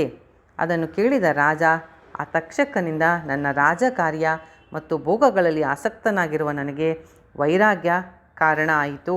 ರಾಜ್ಯ ಆಳುತ್ತಿರುವಾಗ ಈ ಲೋಕ ಪರಲೋಕ ಭೋಗಗಳು ತುಚ್ಛವೂ ತ್ಯಾಜ್ಯವೂ ಎಂದು ಮೊದಲೇ ನನಗೆ ತಿಳಿದಿತ್ತು. ಈಗ ಸ್ವರೂಪತಃ ಭಗವಾನ್ ಶ್ರೀಕೃಷ್ಣನ ಚರಣ ಸೇವೆಗೆ ಇದು ಪರಮ ಉತ್ತಮವಾಯಿತು ಎಂದು ನಿಶ್ಚಯಿಸಿ ದೇವನದಿ ಗಂಗೆಯ ದಡದಲ್ಲಿ ಕುಳಿತು ಪ್ರಾಯೋಪವೇಶ ಎಂಬ ವ್ರತವನ್ನು ಕೈಗೊಂಡನು. ಪ್ರಾಯೋಪವೇಶ ಎಂದರೆ ಸಾಯುವ ತನಕ ಉಪವಾಸ. ಯಾವುದೇ ಆಸೆಗಳು ಇಲ್ಲದೆ ಎಲ್ಲ ಜವಾಬ್ದಾರಿಗಳಿಂದ ಮುಕ್ತನಾಗಿ ಸಾಯುವ ತನಕ ಮಾಡುವಂತಹ ಉಪವಾಸಕ್ಕೆ ಪ್ರಾಯೋಪವೇಶ ಎಂದು ಕರೆಯುತ್ತಾರೆ. ಅಂತಹ ವ್ರತವನ್ನು ಪರೀಕ್ಷಿತನು ಕೈಗೊಳ್ಳುತ್ತಾನೆ. ಹೀಗೆ ಪಾಂಡವ ಕುಲ ತಿಲಕನಾದ ಪರೀಕ್ಷಿತನು ಗಂಗಾ ನದಿಯ ತೀರದಲ್ಲಿ ಸರ್ವ ಸಂಘಗಳನ್ನು ಪರಿತ್ಯಾಗ ಮಾಡಿ ಮುನಿಧರ್ಮವನ್ನು ಹಿಡಿದು ಅನನ್ಯ ಭಾವದಿಂದ ಕೃಷ್ಣನ ಚರಣಾರವಿಂದಗಳನ್ನು ಧ್ಯಾನ ಮಾಡುತ್ತಿರುತ್ತಾನೆ. ಈಗ ತ್ರಿಲೋಕಗಳನ್ನು ಪವಿತ್ರಗೊಳಿಸುವಂತಹ ಅನೇಕ ಮಹಾನುಭಾವರಾದ ಮಹರ್ಷಿಗಳು ಈ ವಿಷಯ ತಿಳಿದು ಅವರ ಶಿಷ್ಯರ ಸಮೇತರಾಗಿ ಅಲ್ಲಿಗೆ ಬರುತ್ತಾರೆ. ಅಲ್ಲಿಗೆ ಅತ್ರಿ, ವಸಿಷ್ಠ, ಅರಿಷ್ಟನೇಮಿ, ಭೃಗು, ಅಂಗೀರಸ, ಪರಾಶರ, ವಿಶ್ವಾಮಿತ್ರ, ಪರಶುರಾಮ ಹೀಗೆ ಅನೇಕ ಋಷಿಗಳು ಅಲ್ಲಿ ಬಂದು ಶ್ರೇಷ್ಠ ದೇವಋಷಿಗಳಾದ ನಾರದರು, ಭಗವಾನ್ ವ್ಯಾಸರು ಎಲ್ಲರೂ ಬಂದು ಆಗಮಿಸುತ್ತಾರೆ. ಪರೀಕ್ಷಿತ ರಾಜ ಎಲ್ಲರನ್ನು ನೋಡಿ ಬಹಳ ಸಂತೋಷದಿಂದ ಯಥಾಚಿತವಾಗಿ ಅವರ ಯೋಗ್ಯತೆಗೆ ತಕ್ಕಂತೆ ಅವರಿಗೆ ಸತ್ಕಾರಗಳನ್ನು ಮಾಡಿ ಅವರಿಗೆ ನಮಸ್ಕಾರಗಳನ್ನು ಮಾಡುತ್ತಾನೆ. ಅವರನ್ನೆಲ್ಲ ಸುಖವಾದ ಆಸನಗಳಲ್ಲಿ ಕೂಡಿಸಿ ಪರೀಕ್ಷಿತ ರಾಜ ಅವರ ಮುಂದೆ ಕೈ ಜೋಡಿಸಿಕೊಂಡು ಮುಂದಿನ ಕಾರ್ಯ ಮಾಡಬೇಕಾದ ನಿಶ್ಚಯವನ್ನು ಹೀಗೆ ಅವರಲ್ಲಿ ವಿಜ್ಞಾಪನೆ ಮಾಡುತ್ತಾನೆ. ತಮ್ಮಂಥ ಶ್ರೇಷ್ಠರಾದ ಮಹಾತ್ಮರ ಅನುಗ್ರಹಕ್ಕೆ ಪಾತ್ರರಾದ ನಾನೇ ಅತಿ ಧನ್ಯ. ನಾನು ಅಪರಾಧಿ ರಾಜ ಆಗಿದ್ದೇನೆ. ಸಾಕ್ಷಾತ್ ಭಗವಂತನೇ ಆ ಬ್ರಾಹ್ಮಣನ ಶಾಪದ ರೂಪದಿಂದ ನನ್ನ ಮೇಲೆ ಕೃಪೆ ಮಾಡಿ ನನಗೆ ವೈರಾಗ್ಯವನ್ನು ಉಂಟು ಮಾಡಿದ್ದಾನೆ. ಎಲೈ ಶ್ರೇಷ್ಠರೇ, ನಾನು ಭಗವಂತನಲ್ಲಿ ಮನಸ್ಸನ್ನು ಇಟ್ಟು ನಿಮಗೆ ಶರಣಾಗತನಾಗುತ್ತಿದ್ದೇನೆ. ತಕ್ಷಕನು ಬಂದು ನನ್ನನ್ನು ಕಚ್ಚಿದರೂ ಸರಿಯೇ, ನೀವು ಮಾತ್ರ ಬಿಡದೆ ನನ್ನ ಮುಂದೆ ಶ್ರೀ ವಿಷ್ಣುವಿನ ಕೀರ್ತನೆಗಳನ್ನು ಹಾಡುತ್ತೀರಿ. ನಾನು ಕರ್ಮವಶದಿಂದ ಎಷ್ಟು ಬಾರಿ ಹುಟ್ಟಿದರೂ ಎಷ್ಟು ಜನ್ಮಗಳು ಬಂದರೂ ಭಗವಂತನಲ್ಲಿ ಭಕ್ತಿ ನೆಲೆಸಲಿ ಎಂದು ಅವರಿಗೆ ವಿಜ್ಞಾಪನೆಯನ್ನು ಮಾಡುತ್ತಾನೆ. ಎಲ್ಲರಲ್ಲೂ ಸ್ನೇಹಭಾವ ಇರುವ ನೀವು ನನ್ನನ್ನು ಆಶೀರ್ವದಿಸಿ ಎಂದು ಎಲ್ಲರಿಗೂ ನಮೋ ನಮಃ ಎಂದು ಹೇಳಿ ನಮಸ್ಕಾರವನ್ನು ಮಾಡುತ್ತಾನೆ. ರಾಜೇಂದ್ರನು ತನ್ನ ರಾಜ್ಯಭಾರವನ್ನು ತನ್ನ ಪುತ್ರನಾದ ಜನಮೇಜಯನಿಗೆ ಒಪ್ಪಿಸಿ ಗಂಗಾ ನದಿಯ ದಕ್ಷಿಣ ತೀರದಲ್ಲಿ ಪೂರ್ವಾಗ್ರವಾಗಿ ಹಾಸಿದ್ದ ದರ್ಬೆಗಳ ಮೇಲೆ ಉತ್ತರಾಭಿಮುಖವಾಗಿ ಕುಳಿತುಕೊಳ್ಳುತ್ತಾನೆ. ಅವನ ಈ ಪ್ರಾಯೋಪವೇಶವನ್ನು ನೋಡಿ ದೇವಲೋಕದಲ್ಲಿದ್ದ ದೇವತೆಗಳು ಸಹ ಅವನನ್ನು ಪ್ರಶಂಸೆ ಮಾಡಿ ಹೂವಿನ ಮಳೆಯನ್ನು ಅವನ ಮೇಲೆ ಸುರಿಸುತ್ತಾರೆ. ದೇವದುಂದುಬಿ ಎಲ್ಲ ಕಡೆ ಮೊಳಗತೊಡಗುತ್ತದೆ. ಎಲ್ಲ ಮಹರ್ಷಿಗಳು ಬಲೆ ಬಲೆ ಎಂದು ಪರೀಕ್ಷಿತ ರಾಜನ ನಿಶ್ಚಯವನ್ನು ಪ್ರಶಂಸೆ ಮಾಡುತ್ತಾರೆ. ಆ ಮಹಾತ್ಮರು ಪರೀಕ್ಷಿತನಿಗೆ, ಓ ರಾಜ ಋಷಿ, ನೀನು ಮಹಾಶ್ರೇಷ್ಠನೂ ಕೃಷ್ಣ ಭಕ್ತನೂ ಆಗಿರುವೆ. ಪಾಂಡವ ವಂಶಜನೂ ಆಗಿರತಕ್ಕಂತಹ ನಿನಗೆ ಇದು ಆಶ್ಚರ್ಯವಲ್ಲ. ಒಂದೇ ನಿಮಿಷದಲ್ಲಿ ರಾಜ್ಯ ಸಿಂಹಾಸನವನ್ನು ಕ್ಷಣಾಂಧ್ರದಲ್ಲಿ ತ್ಯಜಿಸಿಬಿಟ್ಟೆ. ಪರಮ ಭಾಗವತೋತ್ತಮನಾದ ಪರೀಕ್ಷಿತನೇ, ನಶ್ವರವಾದ ದೇಹವನ್ನು ತ್ಯಜಿಸಿ ಶೋಕರಹಿತನಾಗಿ ಭಗವದ್ಧಾಮಕ್ಕೆ ನೀನು ಹೊಂದುವವರೆಗೂ ನಾವು ಇಲ್ಲಿಯೇ ಇರುತ್ತೇವೆ ಎಂದು ನಿಶ್ಚಯಿಸಿದ್ದೇವೆ ಎಂದು ತಿಳಿಸುತ್ತಾರೆ. ಮಹಾಯೋಗಿಗಳ ಮಧುರವಾದ ಸತ್ಯವಾದ ಮಾತನ್ನು ಕೇಳಿ ಪರೀಕ್ಷಿತ ರಾಜ ಬಹಳ ಸಂತೋಷದಿಂದ ಅವರನ್ನು ಅಭಿನಂದಿಸುತ್ತಾನೆ. ಭಗವಂತನ ಚರಿತ್ರೆಯನ್ನು ಕೇಳುವ ಇಚ್ಛೆಯಿಂದ ಋಷಿಗಳನ್ನು ಈ ರೀತಿ ಪ್ರಶ್ನೆ ಮಾಡುತ್ತಾನೆ. ಎಲ್ಲ ಲೋಕಗಳಿಂದ ದಯಮಾಡಿಸಿರುವ ತಾವುಗಳು ವೇದಗಳಿಗೆ ಸಮಾನರಾಗಿದ್ದೀರಿ. ನಿಮ್ಮ ಮೇಲೆ ನಂಬಿಕೆ ಇಟ್ಟು ನನ್ನ ಕರ್ತವ್ಯದ ವಿಷಯವಾಗಿ 2 ಪ್ರಶ್ನೆಗಳನ್ನು ಕೇಳುತ್ತಿದ್ದೀನಿ. ವಿದ್ವಾಂಸರಾದ ನೀವೆಲ್ಲ ಪರಸ್ಪರ ವಿಚಾರ ಮಾಡಿ ತಿಳಿಸಿರಿ. ಎಲ್ಲ ಅವಸ್ಥೆಗಳಲ್ಲೂ ಮತ್ತು ವಿಶೇಷವಾಗಿ ಮರಣ ಸಮಯ ಹತ್ತಿರವಾದಾಗ ಅಂತಃಕರಣ ಹಾಗೂ ಶರೀರದಿಂದ ಮಾಡಬೇಕಾದಂತಹ ಶುದ್ಧ ಕರ್ಮ ಯಾವುದು ಎಂದು ಪ್ರಶ್ನೆಯನ್ನು ಮಾಡುತ್ತಾನೆ. ಅದೇ ಸಮಯಕ್ಕೆ ಸರಿಯಾಗಿ ಭೂಮಿಯಲ್ಲಿ ಸಂಚಾರ ಮಾಡುತ್ತಿದ್ದ ವಿರಕ್ತ ಶಿಖಾಮಣಿಗಳಾದ ವ್ಯಾಸಪುತ್ರರಾದ ಭಗವಾನ್ ಶುಕ ಮಹಾಮುನಿಗಳು ಅಲ್ಲಿ ಕಾಣಿಸಿಕೊಳ್ಳುತ್ತಾರೆ. ಆ ಮಹಾತ್ಮರು ಯಾವುದೇ ವರ್ಣ ಅಥವಾ ಆಶ್ರಮಕ್ಕೆ ಸಂಬಂಧಪಟ್ಟ ಯಾವ ಚಿಹ್ನೆಯೂ ಇಲ್ಲದೆ ಅವಧೂತರ ವೇಷದಲ್ಲಿದ್ದರು. ಅವರು ತಮ್ಮ ಬ್ರಹ್ಮ ತೇಜಸ್ಸನ್ನು ಅಡಗಿಸಿಕೊಂಡಿದ್ದರೂ ಅವರ ಲಕ್ಷಣವನ್ನು ತಿಳಿದ ಮುನಿಗಳು ಅವರನ್ನು ಗುರುತಿಸಿದರು. ಒಡನೆಯೇ ಎಲ್ಲ ಮುನಿಗಳು ತಮ್ಮ ಆಸನದಿಂದ ಎದ್ದು ನಿಂತು ಅವರನ್ನು ಗೌರವದಿಂದ ಸತ್ಕರಿಸಿದರು. ವಿಷ್ಣುರಾತ ಎಂಬ ಹೆಸರಿನ ಪರೀಕ್ಷಿತ ರಾಜ ಅತಿಥಿಯಾಗಿ ಬಂದು ನಿಂತಹ ಶುಕಮುನಿಗಳಿಗೆ ತಲೆವಾಗಿ ನಮಸ್ಕರಿಸಿ ಅವರನ್ನು ಪೂಜಿಸಿದನು. ಅವರು ಈ ನಿಜಸ್ವರೂಪವನ್ನು ತಿಳಿಯದ ಎಷ್ಟೋ ಜನ ಸ್ತ್ರೀಯರು ಬಾಲಕರು ಹಿಂತಿರುಗಿ ಹೊರಟು ಹೋದರು. ಅವರನ್ನು ಅರಿತ ಮಹನೀಯರಿಂದ ಸನ್ಮಾನಿತರಾದ ಶುಕ ಮಹಾಮುನಿಗಳು ಶ್ರೇಷ್ಠವಾದ ಆಸನದಲ್ಲಿ ಮಂಡಿಸಿದರು. ಬ್ರಹ್ಮ ಋಷಿಗಳು, ದೇವ ಋಷಿಗಳು, ರಾಜ ಋಷಿಗಳ ಸಮೂಹದಿಂದ ಆವೃತರಾದ ಮಹಾ ತೇಜಸ್ವಿಗಳು, ಅತಿ ಪೂಜ್ಯರೂ ಆದ ಶುಕ ಮಹಾಮುನಿಗಳಿಗೆ ಪರಮ ಭಾಗವತೋತ್ತಮನಾದ ರಾಜ ಋಷಿಯಾದ ಪರೀಕ್ಷಿತನು ತಲೆಬಾಗಿ ನಮಸ್ಕರಿಸಿ ಅವರಲ್ಲಿ ಹೀಗೆ ಅರಿಕೆ ಮಾಡಿಕೊಂಡನು. ತಮ್ಮಂತಹ ಮುನಿ ಸಾನ್ನಿಧ್ಯದಿಂದ ಕ್ಷತ್ರಿಯರಾದ ನಾವು ಸತ್ಸಂಗಕ್ಕೆ ಅಧಿಕಾರಿಗಳಾದೆವು. ಸಾಧು ಸಜ್ಜನರ ಸಮಾಜದಲ್ಲಿ ಸೇರಿಕೊಂಡೆನು. ತಮ್ಮ ಕೃಪೆಯಿಂದ ಅತಿಥಿಗಳಾಗಿ ತಾವು ಇಲ್ಲಿಗೆ ಆಗಮಿಸಿದ್ದೀರಿ. ನಮ್ಮರನ್ನು ಪವಿತ್ರರನ್ನಾಗಿ ಮಾಡಿದ್ದೀರಿ. ಪಾಂಡವರ ವಂಶದಲ್ಲಿ ಹುಟ್ಟಿದ ನನ್ನ ಮೇಲೆ ಅತಿ ಆತ್ಮೀಯವಾದ ವ್ಯವಹಾರವನ್ನು ಶ್ರೀಕೃಷ್ಣ ಮಾಡಿದ್ದಾನೆ. ಇಲ್ಲದಿದ್ದರೆ ತಮ್ಮಂತಹ ಏಕಾಂತ ಜೀವಿಗಳು, ಗೂಢ ಸಂಚಾರಿಗಳು, ಮಹಾತ್ಮರು ಆದವರು ನನ್ನ ಮರಣ ಸಮಯದಲ್ಲಿ ಈ ಮನುಷ್ಯನಿಗೆ ದರ್ಶನ ಕೊಡುತ್ತಿದ್ದರೆ ತಾವಾದರೂ ಯೋಗಿಗಳು, ಪರಮ ಗುರುಗಳಾಗಿದ್ದೀರಿ. ಆದ್ದರಿಂದ ಮರಣಕ್ಕೆ ಸನ್ನದ್ಧನಾದ ಪುರುಷನು ಏನು ಮಾಡಬೇಕು? ಈ ಕುರಿತು ಸಿದ್ಧಿಯ ಸ್ವರೂಪವನ್ನು, ಸಾಧನೆಯ ಸಂಬಂಧವಾಗಿ ನಿಮ್ಮಲ್ಲಿ ಪ್ರಶ್ನೆಗಳನ್ನು ಕೇಳುತ್ತೇನೆ.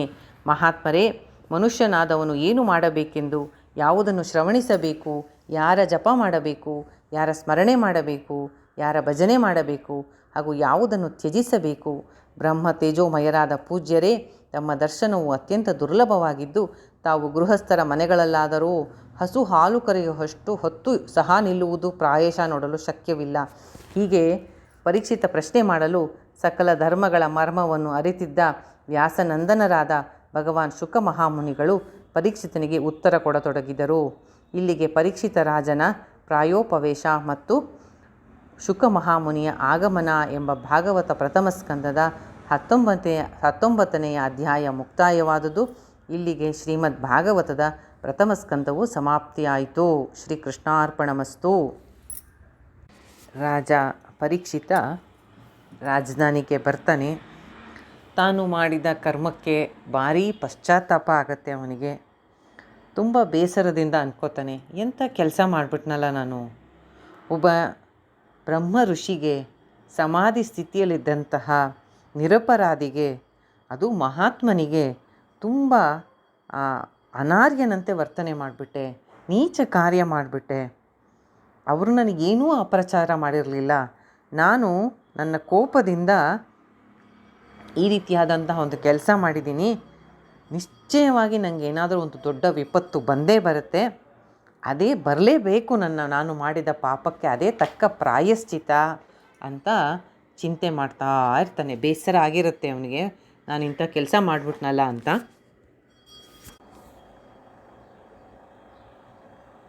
ಪರೀಕ್ಷಿತ ಭಗವಂತನಲ್ಲಿ ಪ್ರಾರ್ಥನೆ ಮಾಡ್ತಾನೆ, ನನ್ನ ಮನಸ್ಸು ಇಂತಹ ಕೆಲಸ ಇನ್ನೆಂದೂ ಮಾಡಬಾರ್ದು, ಅಂತಹ ದುಸ್ಸಾಹಸ ನಾನು ಯಾವತ್ತೂ ಮಾಡಬಾರ್ದು. ಬ್ರಾಹ್ಮಣನ ನಿಂದೆ ಮಾಡಿದ್ದೀನಿ, ನನ್ನ ರಾಜ್ಯ, ನನ್ನ ಸೇನೆ, ನನ್ನ ಭಂಡಾರ ಎಲ್ಲ ನಾಶ ಆಗಿ ಹೋಗಲಿ. ನನ್ನ ದುಷ್ಟ ಬುದ್ಧಿ ಎಂದೂ ಈ ರೀತಿ ಪಾಪದ ಕೆಲಸ ಮಾಡದೇ ಇರೋ ಹಾಗೆ ಚಿಂತೆ ಮಾಡಬಾರ್ದು ಅಂತ ತಾನು ಮಾಡಿದ ಕೆಲಸಕ್ಕೆ ತುಂಬ ಪಶ್ಚಾತ್ತಾಪಪಟ್ಟು ಭಗವಂತನಲ್ಲಿ ಪ್ರಾರ್ಥನೆ ಮಾಡ್ತಾ ಇರ್ತಾನೆ.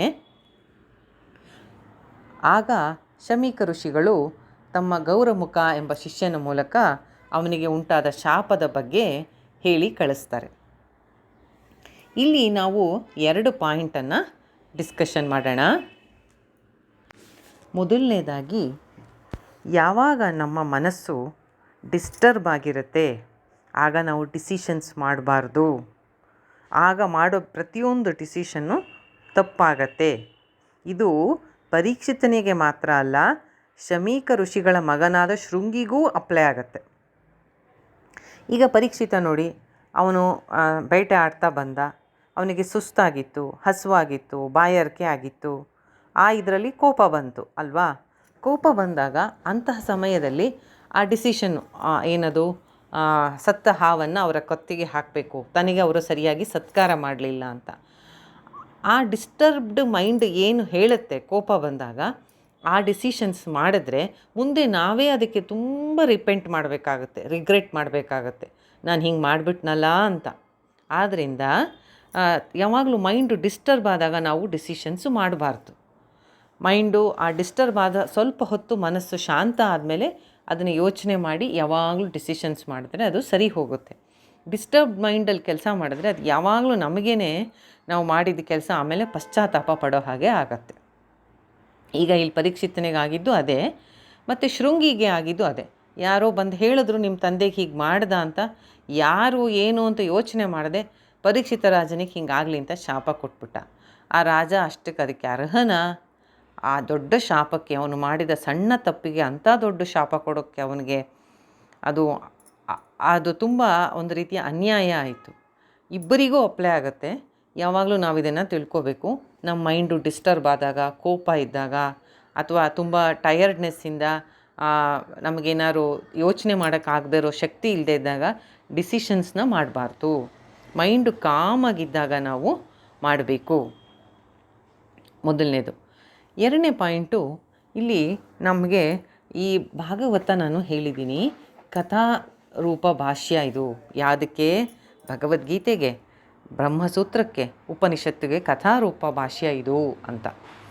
ಇಲ್ಲಿ ನಮಗೆ ಭಗವದ್ಗೀತೆಯ 3ನೇ ಅಧ್ಯಾಯದಲ್ಲಿ ಅರ್ಜುನ ಕೇಳ್ತಾನೆ ಕೃಷ್ಣನನ್ನು, ಏನಂತ?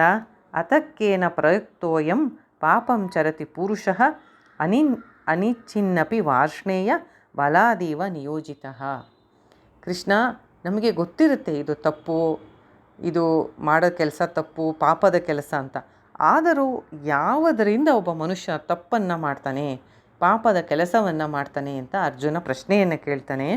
ಆಗ ಭಗವಂತ ಏನು ಉತ್ತರ ಕೊಡ್ತಾನೆ ಅದಕ್ಕೆ ಅಂದರೆ, ಕಾಮ ಏಷ ಕ್ರೋಧ ಏಷ ರಜೋಗುಣ ಸಮುದ್ಭವ ಮಹಾಶನೋ ಮಹಾಪಾಪ್ನ ವಿದ್ಯೇನಮಿಹ ವೈರಿಣಂ. ಕಾಮ ಮತ್ತು ಕ್ರೋಧ 2 ಮನುಷ್ಯನ ದೊಡ್ಡ ವೈರಿಗಳಪ್ಪ ಅರ್ಜುನ. ಅದು ರಜೋಗುಣದಿಂದ ಉದ್ಭವ ಆಗತ್ತೆ. ಅದು ಮನುಷ್ಯನಿಗೆ ಮಹಾಪಾಪಿ. ಅದು ಅದೇ ಮನುಷ್ಯನ ದೊಡ್ಡ ವೈರಿ. ಒಂದು ಕಾಮ, ಒಂದು ಕ್ರೋಧ ಅಂತ ಶ್ರೀಕೃಷ್ಣ ಗೀತೆಯಲ್ಲಿ ಹೇಳ್ತಾನೆ. ಅದೇನು ಮಾಡುತ್ತೆ ಕಾಮ ಕ್ರೋಧ ಅಂದರೆ,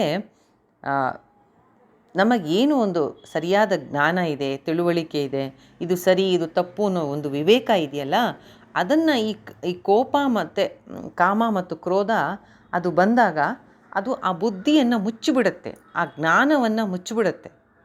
ಆ ಜ್ಞಾನದ ಒಂದು ನಮಗೆ ಅದನ್ನು ಉಪಯೋಗಿಸ್ಕೊಳ್ಳುವಂಥ ಶಕ್ತಿ ಹೊಟ್ಟೋಗುತ್ತೆ. ಎಷ್ಟು ಹೇಳ್ತಾರಲ್ವ, ಕೋಪದಲ್ಲಿ ಏನೇನೋ ಮಾತಾಡ್ಬಿಟ್ಟೆ ಅಂತ ಗೊತ್ತಿರುತ್ತೆ ಅದು ತಪ್ಪು ಅಂತ, ಆದರೆ ಆ ನಿಮಿಷಕ್ಕೆ ಕೋಪದಿಂದ ಮಾತಾಡ್ತೀವಿ ಅಂದರೆ ನಮ್ಮ ಜ್ಞಾನ ಸರಿ ತಪ್ಪು ಅಂತ ಒಂದು ವಿವೇಕ ಇರುತ್ತಲ್ಲ, ನಮಗದನ್ನು ಇದು ಮುಚ್ಚಿಬಿಡುತ್ತೆ. ಅದೇ ಥರ ಕಾಮನೂ ಅಷ್ಟೆ. ನಮಗದು ಕೆಟ್ಟದು ಅಂತ ಗೊತ್ತಿದ್ರೂ ಅದು ಬೇಕು ಅಂತ ನಮಗೇನು ಅನಿಸುತ್ತೆ, ಅದಕ್ಕಾಗಿ ನಮಗೆ ನಮ್ಮ ಜ್ಞಾನವನ್ನು ವಿವೇಕವನ್ನು ಎಲ್ಲ ಮುಚ್ಚಿ ಆ ಕಾಮ ಮತ್ತು ಕ್ರೋಧ ಅನ್ನೋದು ಹಾಗೆ ಮಾಡುತ್ತೆ. ಅದು ನಮ್ಮ ದೊಡ್ಡ ವೈರಿಗಳು ಅಂತ ಶ್ರೀಕೃಷ್ಣ ಗೀತೆಯಲ್ಲಿ ಹೇಳ್ತಾನೆ. ವಿದ್ಯೆ ನಮಿಹ ವೈರಿಣಂ ಅಂತ ಗೀತೆಯಲ್ಲಿ ಕೃಷ್ಣ ಹೇಳ್ತಾನೆ. ಆದ್ದರಿಂದ ಕೋಪ ಅಥವಾ ಮೈಂಡು ಡಿಸ್ಟರ್ಬ್ ಆದಾಗ ಡಿಸಿಷನ್ಸು ಮಾಡಬಾರ್ದು. ಮತ್ತು ಆ ಟೈಮಲ್ಲಿ ನಾವು ಏನು ಮಾಡ್ತೀವಿ ಅದು ನಮ್ಮ ನಿಜವಾದ ವಿವೇಕವನ್ನು, ನಮ್ಮ ರೈಟ್ ಅಂಡರ್ಸ್ಟ್ಯಾಂಡಿಂಗ್ನ ಅದು ಕವರ್ ಮಾಡಿಬಿಡತ್ತೆ, ಆ ಕಾಮ ಮತ್ತು ಕ್ರೋಧ ಅನ್ನೋದು. ಆದರೆ ರಾಜ ಪರೀಕ್ಷಿತನ ಒಂದು ದೊಡ್ಡ ಗುಣವನ್ನು ಇಲ್ಲಿ ಮೆಚ್ಚಲೇಬೇಕು. ಅವನು ಈ ಒಂದು ಸಂದೇಶ ಬಂದಾಗ ಒಳ್ಳೆಯದಾಯಿತು, ಇದು ಒಬ್ಬ ಸಂತನ ಸಾಧು ಭಾಗವತೋತ್ತಮ ಪರೀಕ್ಷಿತ, ಅವನ ಗುಣ ಇದು. ಹೌದು, ಡಿಸ್ಟರ್ಬ್ಡ್ ಮೈಂಡಲ್ಲಿ ಡಿಸಿಷನ್ ಮಾಡ್ದ, ತಪ್ಪಾಯಿತು ಸರಿ, ಆದರೆ ಆ ತಪ್ಪನ್ನು ಅವನು ಯಾವತ್ತೂ ಜಸ್ಟಿಫೈ ಮಾಡಲಿಲ್ಲ. ನಾ ಮಾಡಿದ್ದು ಸರಿ, ನನಗೆ ಹಸುವಾಗಿತ್ತು, ನಂಗೆ ಕೋಪ ಬಂದಿತ್ತು, ಆ ಹಸುವಾದ ನೀರು ಆ ಸಮಯದಲ್ಲಿ ನನಗೆ ಆ ರೀತಿಯಾದಂಥ ನನ್ನ ಮನಸ್ಸಿನಲ್ಲಿ ಕೋಪ ಬಂತು ಅಂತ ಇಲ್ಲ, ನಾನು ಮಾಡಿದ್ದು ತಪ್ಪು, ಆ ಬ್ರಹ್ಮ ತೇಜಸ್ವಿಯಾದ ಋಷಿಗೆ ನಾನು ಮಾಡಿದ್ದು ಅವಮಾನ ತಪ್ಪು. ನಾವು ಅಷ್ಟೇ ಇದನ್ನು ತಿಳ್ಕೋಬೇಕು. ಯಾವತ್ತೂ ನಮ್ಮ ತಪ್ಪುಗಳನ್ನ ಜಸ್ಟಿಫೈ ಮಾಡಬಾರ್ದು, ಸಮರ್ಥಿಸ್ಕೋಬಾರ್ದು. ಆವಾಗ ನನಗೆ ಹಾಗಾಗಿತ್ತು ಅದಕ್ಕೆ ಈ ತಪ್ಪು ಮಾಡಿದೆ, ಇಲ್ಲ, ಅದು ಯಾವುದೇ ಸಂದರ್ಭ ಆದರೂ ನಾವು ಮಾಡಿದ್ದು ತಪ್ಪೇ, ಜಸ್ಟಿಫೈ ಮಾಡಬಾರ್ದು. ಯಾವಾಗ ನಾವು ಹಾಗೆ ಜಸ್ಟಿಫೈ ಮಾಡ್ತೀವಿ ನಮ್ಮ ತಪ್ಪುಗಳನ್ನ, ನಮ್ಮಲ್ಲಿ ತುಂಬ ಅಹಂ ಇದೆ ಅಂತಲೇ ಅರ್ಥ. ಆವಾಗ ನಮ್ಮ ಭಗವಂತನ ಮುಂದೆ ಕೇಳ್ಕೋಬೇಕು, ನನ್ನ ತಪ್ಪನ್ನು ಕ್ಷಮಿಸು, ನಾನು ಮಾಡಿದ್ದು ತಪ್ಪು. ಆಗ ಭಗವತ್ ಕೃಪೆ ನಮ್ಮ ಮೇಲೆ ಆಗತ್ತೆ. ಪರೀಕ್ಷಿತ ಅಂತಹ ಭಕ್ತ. ಅವನಿಗೆ ಈ ಮೆಸೇಜ್ ಬಂದ ತಕ್ಷಣ ಒಳ್ಳೆಯದಾಯಿತು, ನನಗೆ ತಕ್ಷಕನಿಂದ ಇನ್ನು 7 ದಿನಕ್ಕೆ ಸಾವು ಬರುತ್ತೆ ಅನ್ನೋದು ಗೊತ್ತಾದ ತಕ್ಷಣ ತನ್ನ ರಾಜಕಾರ್ಯ, ತನ್ನ ಭೋಗ ಎಲ್ಲದರಲ್ಲೂ ಅವನಿಗೆ ವೈರಾಗ್ಯ ಬಂದ್ಬಿಡುತ್ತೆ. ಕೃಷ್ಣನ ಸೇವೆಗೆ ಇದು ಉತ್ತಮವಾಯಿತು ಅಂತ ನಿಶ್ಚಯ ಮಾಡ್ತಾನೆ. ನಿಶ್ಚಯ ಮಾಡಿ ತಕ್ಷಣವೇ ತನ್ನ ರಾಜನ ವೇಷಭೂಷಣಗಳೆಲ್ಲ ಬಿಟ್ಟು ಒಬ್ಬ ಸನ್ಯಾಸಿಯ ಹಾಗೆ ಗಂಗಾ ನದಿಯ ದಡಕ್ಕೆ ಹೋಗಬೇಕು ಅಂತ ತೀರ್ಮಾನವನ್ನು ಮಾಡ್ತಾನೆ. ಅವನು ಇನ್ನು ಸಾಯೋದಕ್ಕೆ 7 ದಿನ ಇದೆ.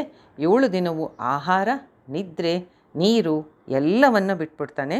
7 ದಿನ ಪ್ರಾಯೋಪವೇಶ ಅಂತಾರೆ ಆ ವ್ರತಕ್ಕೆ. ಆ ಗಂಗಾ ನದಿ ತೀರಕ್ಕೆ ಹೋಗಿ ಪ್ರಾಯೋಪವೇಶದಿಂದ 7 ದಿನ ಇನ್ನು ಉಳಿದಿದೆ ಅವನಿಗೆ. ಸನ್ಯಾಸಿಯ ಹಾಗೆ ವಸ್ತ್ರಗಳನ್ನ ಹಾಕ್ಕೋತಾನೆ.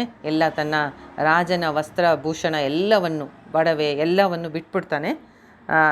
ಒಬ್ಬ ಸನ್ಯಾಸಿಯ ಹಾಗೆ ವಸ್ತ್ರಗಳನ್ನ ಹಾಕ್ಕೊಂಡು ಗಂಗಾ ನದಿಯ ತೀರಕ್ಕೆ ಹೋಗ್ತಾನೆ. ಸಾಯುವ ತನಕ ಉಪವಾಸ. ಹೀಗೆ ಪಾಂಡವರ ವಂಶಕ್ಕೆ ತಕ್ಕಂತಹ ನಡವಳಿಕೆ ಪರೀಕ್ಷಿತ ರಾಜನದಾಗಿರುತ್ತೆ. ಎಲ್ಲವನ್ನ ತ್ಯಾಗ ಮಾಡಿ ಮುನಿಗಳ ಹಾಗೆ ಕೃಷ್ಣನನ್ನು ಅನನ್ಯ ಭಕ್ತಿಯಿಂದ ಸ್ಮರಣೆ ಮಾಡ್ತಾ, ಧ್ಯಾನ ಮಾಡ್ತಾ ಗಂಗಾ ನದಿಯ ತೀರಕ್ಕೆ ಹೋಗಿ ತಲುಪ್ತಾನೆ. ಪರೀಕ್ಷಿತ ಇಂತಹ ಒಂದು ಶಾಪಕ್ಕೆ ಗುರಿಯಾದ ಅಂತ ಮತ್ತು ತಾನು ಸಾಯುವ ತನಕ 7 ದಿನಗಳು ಉಳಿದಿರುವ ತನ್ನ ಸಮಯವನ್ನು ಈ ರೀತಿಯಾಗಿ ಸನ್ಯಾಸಿಯ ಹಾಗೆ ಜೀವನ ಕಳೀತಾನೆ ಮತ್ತು ಗಂಗಾ ನದಿ ತೀರಕ್ಕೆ ಹೋಗಿದ್ದಾನೆ. ಈ ಸಮಾಚಾರ ಪೂರ್ತಿ ಎಲ್ಲ ಲೋಕಗಳಲ್ಲೂ ಹರಡಿಬಿಡುತ್ತೆ. ತುಂಬ ಧರ್ಮಾತ್ಮ, ಮಹಾನುಭಾವ ಪರೀಕ್ಷಿತ. ಎಷ್ಟೋ ಜನ ಋಷಿಗಳು ಅವರ ಶಿಷ್ಯರ ಸಮೇತರಾಗಿ ಗಂಗಾ ನದಿ ತೀರಕ್ಕೆ ಬರ್ತಾರೆ. ಅತ್ರಿ, ವಸಿಷ್ಠರು, ಭೃಗು, ಅಂಗೀರಸ, ಪರಾಶರರು, ವಿಶ್ವಾಮಿತ್ರ, ಪರಶುರಾಮ, ಅನೇಕ ಋಷಿಗಳು ಅವರ ಶಿಷ್ಯರೊಂದಿಗೆ ಮಹಾಧರ್ಮಾತ್ಮ, ಮಹಾಭಾಗವತೋತ್ತಮ ಪರೀಕ್ಷಿತ, ಪಾಂಡವರ ವಂಶಜ ಅಂತ ಅವನಿಗುಂಟಾದ ಈ ಶಾಪವನ್ನು ಮತ್ತು ಅವನು ಗಂಗಾ ನದಿ ತೀರಕ್ಕೆ ಹೋಗಿ ಪ್ರಾಯೋಪವೇಶ ಅಂದರೆ ಸಾಯೋ ತನಕ ಉಪವಾಸವಿದ್ದು ಭಗವಂತನ ಸ್ಮರಣೆ ಮಾಡೋಕ್ಕೆ ಅವನು ಮಾಡಿರ್ತಕ್ಕಂತಹ ನಿರ್ಧಾರವನ್ನು ಮೆಚ್ಚಿ ಎಲ್ಲ ಋಷಿ ಮುನಿಗಳು ಬಂದ್ಬಿಡ್ತಾರೆ. ಅಷ್ಟೇ ಅಲ್ಲ, ದೇವಋಷಿ ನಾರದರು ಮತ್ತು ಭಗವಾನ್ ವೇದವ್ಯಾಸರು ಎಲ್ಲರೂ ಬರ್ತಾರೆ. ರಾಜ ಪರೀಕ್ಷಿತ ಸಂತೋಷದಿಂದ ಎದ್ದು ಎಲ್ಲರನ್ನೂ ಅವರ ಯೋಗ್ಯತೆಗೆ ತಕ್ಕಂತೆ ಚೆನ್ನಾಗಿ ಸತ್ಕಾರ ಮಾಡ್ತಾನೆ. ಅವ್ರಿಗೆಲ್ಲ ನಮಸ್ಕಾರ ಮಾಡ್ತಾನೆ. ಅವ್ರಿಗೆಲ್ಲ ಸುಖವಾದ ಆಸನಗಳನ್ನ ಕೊಡ್ತಾನೆ. ಮತ್ತು ಪರೀಕ್ಷಿತ ಹೇಳ್ತಾನೆ, ನಿಮ್ಮಂಥ ಶ್ರೇಷ್ಠರಾದ ಮಹಾತ್ಮರ ಅನುಗ್ರಹ ನನ್ನ ಮೇಲೆ ಆಯಿತು, ನಾನೇ ಧನ್ಯ. ಬ್ರಾಹ್ಮಣನ ಶಾಪ ನನಗೆ ವರವಾಯಿತು, ನನ್ನಲ್ಲಿ ವೈರಾಗ್ಯ ಉಂಟು ಮಾಡ್ತು. ನಿಮ್ಮಂಥ ಶ್ರೇಷ್ಠರನ್ನು ನನ್ನ ಕೊನೆಯ ಸಮಯದಲ್ಲಿ, ಕೊನೆಯ ಗಳಿಗೆಯಲ್ಲಿ ನಿಮ್ಮೆಲ್ಲರ ದರ್ಶನ ಆಯಿತು, ಮಹಾತ್ಮರ ದರ್ಶನ ಆಯಿತು. ಇದು ಶಾಪ ಅಲ್ಲ, ನನಗೆ ವರ ಆಗಿದೆ. ನಾನೊಂದು ನೀಚ ಕೃತ್ಯ ಮಾಡಿದ್ದೀನಿ ಒಬ್ಬ ಕ್ಷತ್ರಿಯ ರಾಜನಾಗಿ. ಆದರೂ ಆ ಬ್ರಾಹ್ಮಣ ಬಾಲಕ ನನಗೆ ಕೊಟ್ಟಂತಹ ಒಂದು ಶಾಪ ವರ ಆಯಿತು. ಇದನ್ನು ನಾವು ಪರೀಕ್ಷಿತನಿಂದ ತಿಳಿಬೇಕಾದಂತಹ ಇನ್ನೊಂದು ಅಂಶ. ಜೀವನದಲ್ಲಿ ಬರ್ತಕ್ಕಂತಹ ಎಲ್ಲ ಪರಿಸ್ಥಿತಿಗಳನ್ನು, ಎಂತಹದೇ ಅದು ಕಷ್ಟದ ಪರಿಸ್ಥಿತಿಯಾದರೂ ಶಾಪವನ್ನು ವರವನ್ನಾಗಿ ಮಾಡಿಕೊಳ್ಳುವಂತಹ ಒಂದು ಅದ್ಭುತ ಶಕ್ತಿ ಭಕ್ತನಾದವನಿಗೆ ಇರುತ್ತೆ. ಅವನು ಆ ಸಂದರ್ಭದಲ್ಲಿ ನೋಡಿದ್ದು ಏನನ್ನು? ತನಗೆ ಉಳಿದಿರೋದಿನ 7 ದಿನ. ಅಷ್ಟು ದಿನದಲ್ಲಿ ಇಂಥ ಮಹಾತ್ಮರೆಲ್ಲ ನನ್ನ ಒಂದು ಗಂಗಾ ನದಿ ತೀರದಲ್ಲಿ ನಾನು ಕೂತು ಭಗವಂತನ ಧ್ಯಾನ ಮಾಡಬೇಕು ಅಂತಿದ್ದೀನಿ. ಇವರೆಲ್ಲ ಮಹಾತ್ಮರು ಬಂದಿದ್ದಾರೆ. ಎಂತಹ ನನ್ನ ಒಂದು ಸೌಭಾಗ್ಯ, ಅದು ಶಾಪವಲ್ಲ, ವರ ಅಂತ ತಿಳ್ಕೊತಾನೆ. ನನಗೆ ಕೃಪೆ ಮಾಡಿ ನೀವೆಲ್ಲರೂ, ನಿಮ್ಮಲ್ಲಿ ಒಂದು ಕೇಳ್ಕೊತೀನಿ. ಏನು ಅಂದರೆ, ನನಗೆ ತಕ್ಷಕ ಬಂದು ಹಾವು ಕಚ್ಚಿದರೂ ಸರಿ, ನೀವು ಮಾತ್ರ ಬಿಡದೆ ಶ್ರೀ ವಿಷ್ಣುವಿನ ಕೀರ್ತನೆಗಳನ್ನು ಹಾಡ್ತಾ ಇರಿ. ನಾನು ಕರ್ಮವಶದಿಂದ ಎಷ್ಟು ಬಾರಿ ಹುಟ್ಟಿದ್ರೂ ಭಗವಂತನಲ್ಲೇ ನನಗೆ ಭಕ್ತಿ ನೆಲೆಸಲಿ ಅಂತ ನನಗೆ ಆಶೀರ್ವಾದ ಮಾಡಿ. ಮತ್ತು ಅವರನ್ನು ಕೇಳ್ಕೊತಾನವನು, ನನಗೆ ಎಷ್ಟು ಜನ್ಮಗಳಿದೆಯೋ ಗೊತ್ತಿಲ್ಲ. ನನ್ನ ಪ್ರಾರಬ್ಧ ಕರ್ಮಕ್ಕೆ ಪರವಾಗಿ ಒಂದೊಂದು ಜನ್ಮಗಳು ನಮಗೆ ಆಗುತ್ತೆ. ಎಷ್ಟು ಜನ್ಮಗಳಿದೆಯೋ ಗೊತ್ತಿಲ್ಲ. ಎಷ್ಟು ಜನ್ಮಗಳೇ ಇರಲಿ, ನನಗೆ ಅನನ್ಯ ಭಕ್ತಿ, ಭಗವಂತನಲ್ಲಿ ಭಕ್ತಿ ಮತ್ತು ಸಜ್ಜನರೊಡನೆ ಸತ್ಸಂಗ ಮತ್ತು ಎಲ್ಲ ಜೀವಿಗಳ ಮೇಲೆ ಯಾರಿಗೂ ತೊಂದರೆ ಕೊಡದೆ ಸರ್ವಭೂತ ಹಿತೇ ರತಾಹ, ಎಲ್ಲ ಜೀವಿಗಳಲ್ಲಿ ದಯೆ, ಸ್ನೇಹ, ಕರುಣೆ ಇರುವಂತೆ ನನಗೆ ಆಶೀರ್ವಾದ ಮಾಡಿ ಅಂತ ಕೇಳ್ಕೊತಾನೆ. ಮತ್ತು ಹೇಳ್ತಾನೆ, ನೀವೆಲ್ಲ ನನಗೆ ಆಶೀರ್ವಾದ ಮಾಡ್ತಾಯಿರಿ, ವಿಷ್ಣುವಿನ ಕೀರ್ತನೆಯನ್ನು ಮಾಡ್ತಾಯಿರಿ, ಭಗವಂತನ ಸ್ಮರಣೆ ಬಿಡಬೇಡಿ. ಆ ಹಾವು ಬಂದು ನನ್ನನ್ನು ಕಚ್ಚಿ ನನಗೆ ಸಾವು ಆಗ್ತಾಯಿದ್ರು ನೀವೆಲ್ಲ ನಿರಂತರ ಭಗವಂತನ ಕೀರ್ತನೆ ಮಾಡ್ತಾಯಿರಿ ಅಂತ ಅವರಲ್ಲಿ ಅವನು ವಿಜ್ಞಾಪನೆ ಮಾಡ್ತಾನೆ. ಎಷ್ಟು ಉತ್ತಮವಾದದ್ದನ್ನು ಕೇಳ್ಕೊತಾನೆ. ಕೊನೆಯ ನಿಮಿಷದಲ್ಲಿ ಅಂತಹ ಶ್ರೇಷ್ಠ ಜ್ಞಾನಿಗಳು, ಭಕ್ತರು, ಮಹರ್ಷಿಗಳು, ಬ್ರಹ್ಮ ಋಷಿಗಳು ಅವರ ಮುಂದೆ ಕೇಳ್ಕೊಳ್ತಾ ಇರೋದು ನೋಡಿ, ಅನನ್ಯ ಭಕ್ತಿ ಮತ್ತು ಸಜ್ಜನರ ಸತ್ಸಂಗ ಮತ್ತು ಎಲ್ಲ ಜೀವಿಗಳ ಮೇಲೆ ಸ್ನೇಹ ಇರೋ ಹಾಗೆ ನನ್ನನ್ನು ಆಶೀರ್ವಾದ ಮಾಡಿ ಅಂತ ಕೇಳ್ಕೊತಾನೆ. ಅವನು ದೊಡ್ಡ ರಾಜ್ಯದ ರಾಜ ಅಲ್ವಾ.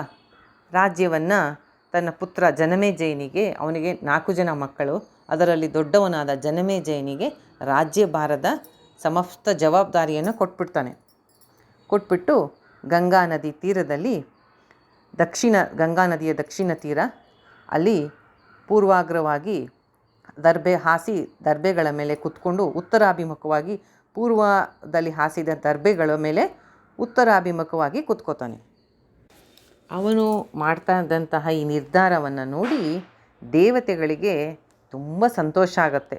ಎಲ್ಲರೂ ಅನ್ಕೋತಾರೆ, ಪಾಂಡವರ ವಂಶಕ್ಕೆ ತಕ್ಕಂತಹ ಒಂದು ಕಾರ್ಯವನ್ನು ಮಾಡ್ತಾ ಇದ್ದಾನೆ ಇವನು ಅಂತ ಮೇಲಿಂದ ದೇವತೆಗಳು ಹೂ ಮಳೆ ಸುರಿಸ್ತಾರೆ.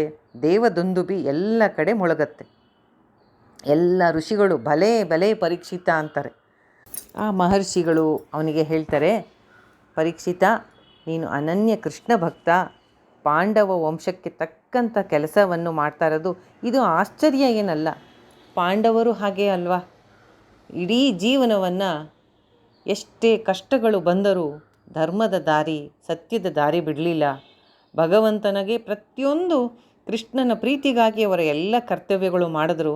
ಆ ವಂಶದಲ್ಲಿ ಹುಟ್ಟಿದಂತಹ ನಿನ್ನ ಈ ನಿರ್ಧಾರ ಅವರಿಗೆ ತಕ್ಕ ಹಾಗೆ, ಆ ವಂಶಕ್ಕೆ ತಕ್ಕಂಥ ನಿರ್ಧಾರ ಮಾಡಿದೆಯಾ.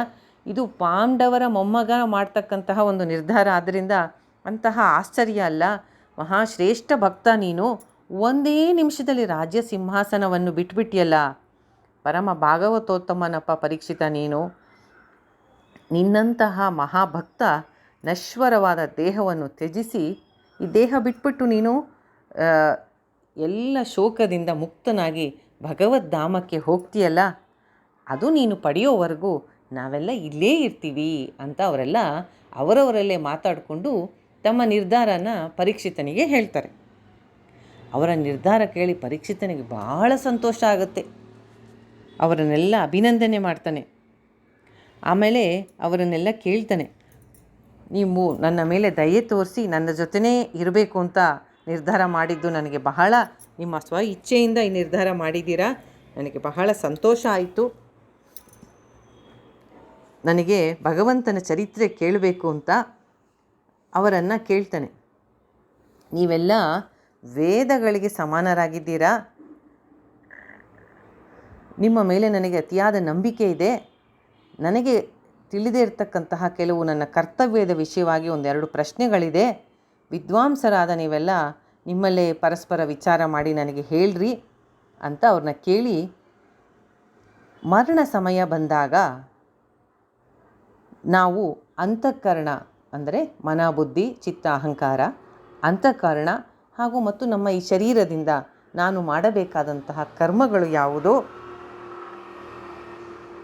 ಅದೇ ಸಮಯಕ್ಕೆ ಅವನು ಈ ರೀತಿ ಪ್ರಶ್ನೆಗಳನ್ನ ಕೇಳ್ತಾ ಇರ್ತಾನೆ. ಒಬ್ಬ ಮನುಷ್ಯ ಎಂತಹ ಕರ್ಮಗಳನ್ನ ಮಾಡಬೇಕು, ಅದರಲ್ಲೂ ವಿಶೇಷವಾಗಿ ಮರಣ ಸಮಯದಲ್ಲಿ ಎಂತಹ ಕೆಲಸಗಳನ್ನ ಮಾಡಬೇಕು. ನೀವೆಲ್ಲ ವೇದಗಳಿಗೆ ಸಮಾನರಾಗಿದ್ದೀರಿ, ಅಂದರೆ ವೇದದಲ್ಲಿರ್ತಕ್ಕಂತಹ ಜ್ಞಾನವೆಲ್ಲ ನಿಮಗೆ ಚೆನ್ನಾಗಿ ಅರಿವಿದೆ. ಅಂತಹ ಜ್ಞಾನಿಗಳು ನೀವೆಲ್ಲ. ನಿಮ್ಮನ್ನು ಕೆಲವು ಪ್ರಶ್ನೆ ಕೇಳ್ತೀನಿ. ಸಾವಿಗೆ ಹತ್ತಿರನಾದಂತಹವನು ಮಾಡಬೇಕಾದಂಥ ಕೆಲಸಗಳು ಯಾವುದು ಅಂತ ಕೇಳ್ತಾನೆ. ಅದೇ ಟೈಮಿಗೆ ಕರೆಕ್ಟಾಗಿ ಅಲ್ಲಿ ವ್ಯಾಸರ ಪುತ್ರರಾದ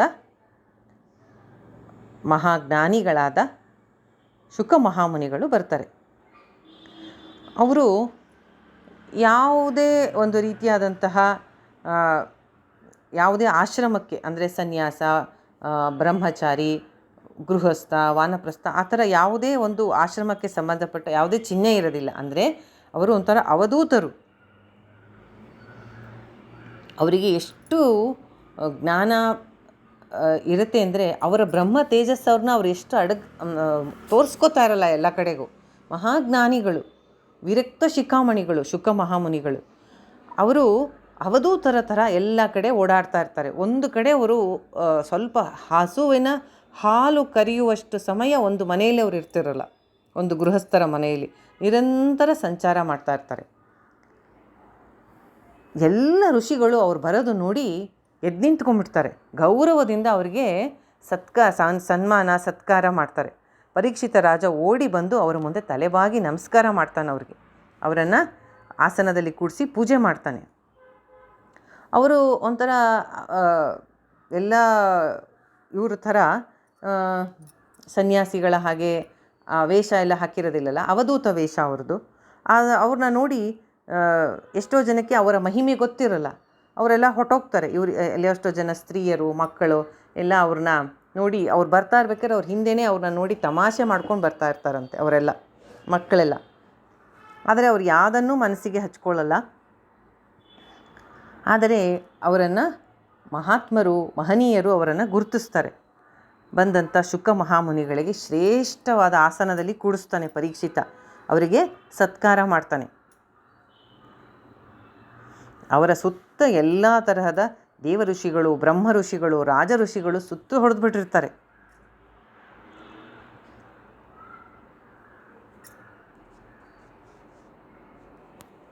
ಪರೀಕ್ಷಿತ ಅವರ ಮುಂದೆ ತಲೆಬಾಗಿ ಕೇಳ್ಕೊತಾನೆ, ನಾನು ಒಬ್ಬ ಕ್ಷತ್ರಿಯ ರಾಜ, ನಿಮ್ಮಂಥ ಮಹಾತ್ಮರ ಒಂದು ಸಾನ್ನಿಧ್ಯ ನನಗಿವತ್ತು ಸಿಕ್ತು. ಅದರಿಂದ ನಮಗೂ ಸತ್ಸಂಗಕ್ಕೆ ನಾನು ಅಧಿಕಾರಿಯಾದೆ. ತಾವು ನನ್ನ ಮೇಲೆ ತುಂಬ ಕೃಪೆ ಮಾಡಿ ಇಲ್ಲಿ ಅತಿಥಿಗಳಾಗಿ ಬಂದಿದ್ದೀರಿ. ನನ್ನನ್ನು ಪವಿತ್ರರನ್ನಾಗಿ ಮಾಡಿ, ನನ್ನ ಮೇಲೆ ಶ್ರೀಕೃಷ್ಣನಿಗೆ ತುಂಬ ಕರುಣೆ ಅನಿಸತ್ತೆ. ಆದ್ದರಿಂದ ಇಷ್ಟು ನನ್ನ ಮೇಲೆ ಕೃಪೆ ಮಾಡಿದ್ದಾನೆ. ಇಲ್ಲದಿದ್ದರೆ ಯಾರ ಜೊತೆಯೂ ಹೆಚ್ಚು ಮಾತಾಡದ ಏಕಾಂತ ಜೀವಿಗಳು ತಾವು, ಗೂಢ ಸಂಚಾರಿಗಳು, ಮಹಾತ್ಮರು, ಒಂದು ಕಡೆ ಇರೋದಿಲ್ಲ, ಯಾರ ಹೊತ್ತಿಗೂ ಹೆಚ್ಚು ಮಾತಾಡಲ್ಲ. ನೀವು ನಿಮ್ಮ ಪಾಡಿ ನಿಮಗೆ ಎಲ್ಲಿ ನಿಮಗೆ ಬೇಕೋ ಮನಸ್ಸು ಇದಾಗುತ್ತೋ ಅಲ್ಲಿ ನೀವು ಸಂಚಾರ ಮಾಡ್ತಿರ್ತೀರಿ. ಅಂಥವರು ನನ್ನ ಮರಣ ಸಮಯದಲ್ಲಿ ಬಂದು ನನಗೆ ದರ್ಶನ ಕೊಡಬೇಕು ಅಂದರೆ, ನೀವು ಕೃಷ್ಣನ ಕೃಪೆ ನನ್ನ ಮೇಲೆ ತುಂಬ ಆಗಿದೆ ಅಂತಲೇ ನಿಮ್ಮಂತಹವರ ಸಾಮೀಪ್ಯ ನನಗೆ ಇಂಥ ಸಮಯದಲ್ಲಿ ಸಿಕ್ತು.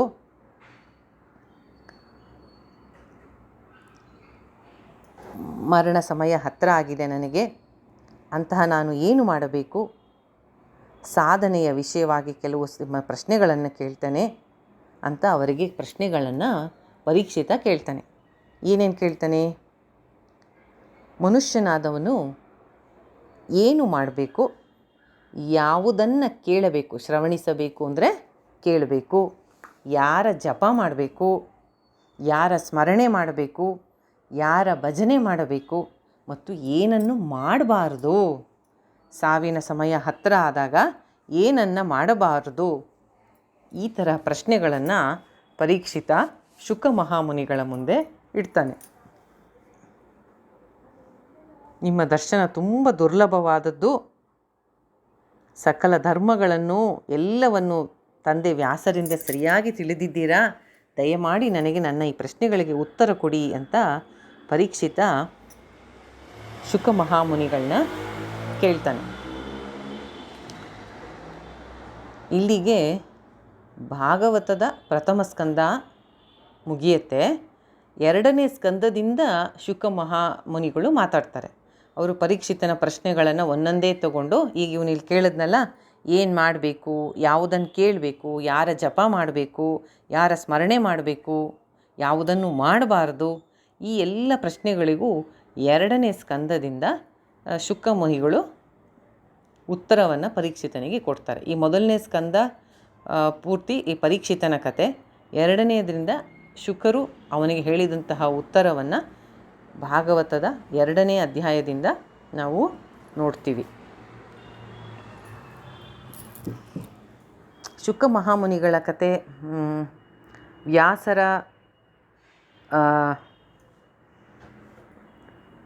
ಮತ್ತು ನಾರದರ ಸಂವಾದ, ಆ ಕತೆ ಬರಬೇಕಾದ್ರೆ ಅಲ್ಲಿ ಡಿಸ್ಕಸ್ ಮಾಡಿದ್ವಿ. ಆದರೂ ಇನ್ನೊಂದು ಸತಿ ಹೇಳ್ತೀನಿ. ಶುಕರು ಮಹಾಜ್ಞಾನಿಗಳು, ವೈರಾಗ್ಯ ಶಿರೋಮಣಿ. ತಾಯಿಯ ಗರ್ಭದಲ್ಲಿದ್ದಾಗ ಎಷ್ಟೋ ದಿನ ಅವರು ಜಗತ್ತಿನ ಮಾಯೆಯಿಂದ ದೂರವಾಗಿ ತಾಯಿ ಗರ್ಭದಲ್ಲೇ ಉಳ್ಕೊಂಡಿರ್ತಾರೆ. ಆಗ ಶ್ರೀಕೃಷ್ಣನ ಆಶ್ವಾಸನೆ ಮೇರೆಗೆ ತಾಯಿಯ ಗರ್ಭದಿಂದ ಆಚೆ ಬರ್ತಾರೆ. ಒಂದು ಸ್ವಲ್ಪವೂ ಯಾವುದರಲ್ಲೂ ಮೋಹವಿಲ್ಲ. ಅವರು ನಡೆದು ಹೊರಟೋಗ್ತಾರಂತೆ ತಂದೆ ತಾಯಿಯನ್ನು ಬಿಟ್ಟು. ಅದೇನೇ ನಾವು ಇಲ್ಲಿ ನಮ್ಮ ಧ್ಯಾನ ಶ್ಲೋಕ ಓದ್ಬೇಕಾದ್ರೆ ಓದ್ತೀವಲ್ಲ, ಯಂ ಪ್ರವಜಂತ ಮನೋಪೇತಮಪೇತ ಕೃತ್ಯಂ ದ್ವೈಪಾಯನೋ ವಿರಹ ಕಾತರ ಆಜುಹಾವ. ದ್ವೈಪಾಯನೋ ಅಂದರೆ ವ್ಯಾಸರು. ಮಗ ಹೊರಟೋಗ್ತಾ ಇದ್ದಾನಲ್ಲ ತಮ್ಮನ್ನು ಬಿಟ್ಟು ಅಂತ ಪುತ್ರೇತಿ, ಪುತ್ರ ಪುತ್ರ ಅಂತ ವ್ಯಾಸರು ಕೂಗ್ತಾರಂತೆ. ಆಗ ಆ ದಾರಿಯಲ್ಲಿರ್ತಕ್ಕಂತಹ ಗಿಡ ಮರಗಳು ಎಲ್ಲ ತೂಗಿ ವ್ಯಾಸರಿಗೆ ಹೇಳತ್ತಂತೆ, ನಿನ್ನ ಪುತ್ರ ಸರ್ವಭೂತ ಹೃದಯಂ ಮುನಿಮಾನತೋ ಅಸ್ಮಿ. ನಿನ್ನ ಮಗನಷ್ಟೇ ಅಲ್ಲ, ಬ್ರಹ್ಮಜ್ಞಾನಿನಪ್ಪ, ಎಲ್ಲರ ಹೃದಯದಲ್ಲಿರ್ತಕ್ಕಂತಹ ಆತ್ಮ ಅಂತ ಬ್ರಹ್ಮಜ್ಞಾನಿಗಳಾದ ಶುಕರ ಮಹಿಮೆಯನ್ನು ಕೊಂಡಾಡುತ್ತೆ ಆ ಶ್ಲೋಕ.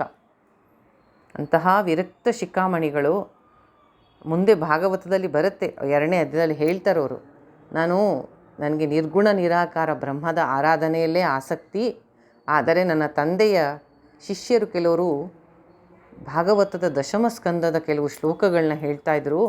ಕೃಷ್ಣ ಲೀಲೆಯನ್ನು ಕೇಳಿ ನನ್ನ ಮನಸ್ಸು ಭಾಗವತಕ್ಕೆ ಆಕರ್ಷಣೆ ಆಯಿತು ಅಂತ ಹೇಳ್ತಾರೆ. ಅವರದ್ದು ಒಂದು ಅವಧೂತ ವೇಷ ಅಂದರೆ ತಲೆ ಕೂದಲೆಲ್ಲ ಕೆದರ್ಕೊಂಡಿರೋದು. ಅದಕ್ಕೆ ಹೇಳ್ತಾರೆ, ಅವರು ನಡೆದು ಬರ್ತಾಯಿದ್ರೆ ಶುಕರು ಎಲ್ಲ ಮಕ್ಕಳೆಲ್ಲ ಅವ್ರನ್ನ ಒಂಥರ ತಮಾಷೆ ಮಾಡ್ತಿರ್ತಾರಂತ. ಅವ್ರ ಮಹಿಮೆ ಯಾರಿಗೂ ಗೊತ್ತಿರಲ್ಲ. ಅಂತಹ ಶುಕರು ಪರೀಕ್ಷಿತ ಗಂಗಾ ನದಿ ತೀರಕ್ಕೆ ಬಂದು ಕೂತಾಗ ತಾವಾಗಿ ಆ ಜಾಗಕ್ಕೆ ಬರ್ತಾರೆ. ಇದಕ್ಕೆ ಪರೀಕ್ಷಿತ ಹೇಳೋದು ಭಗವಂತನ ಕೃಪೆ ನನ್ನ ಮೇಲೆ ಅಂತ. ಇಂತಹ ಪರೀಕ್ಷಿತ ಮತ್ತು ಶುಕರ ನಡುವೆ ನಡೆದ ಸಂಭಾಷಣೆಯನ್ನೇ ಇಡೀ ಮುಂದಿನ 11 ಅಧ್ಯಾಯಗಳಲ್ಲಿ ನಾವು 11 ಸ್ಕಂದಗಳಲ್ಲಿ ನೋಡ್ತೀವಿ. ಇಲ್ಲಿಗೆ ಪ್ರಥಮ ಸ್ಕಂದ ಸಂಪೂರ್ಣವಾಯಿತು. ಸರ್ವಂ ಶ್ರೀಕೃಷ್ಣಾರ್ಪಣಮಸ್ತು.